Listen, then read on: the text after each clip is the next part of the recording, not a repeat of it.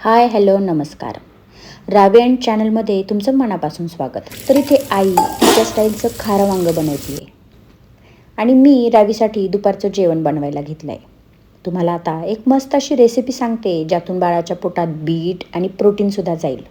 Bit सहसा मुलं खात नाहीत, पण तुम्ही एकदा असा भात ट्राय करा, मुलं नक्की खातील.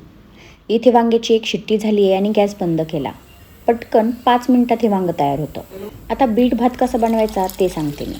इथे डाळ आणि तांदूळ 2-2 चमचे घेऊन धुवून घेतलेत. तुमचं बाळ जर 1 वर्षाच्या आतील असेल ना तरी पण ही रेसिपी चालते.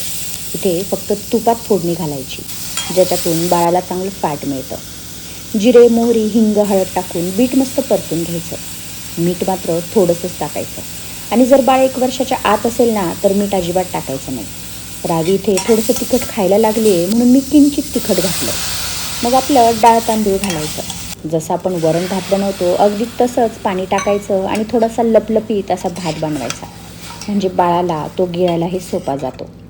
आता तुम्हीच बघा, बीट भात आणि वांग्याची भाजी बनवली आणि पसारा किती झाला आहे.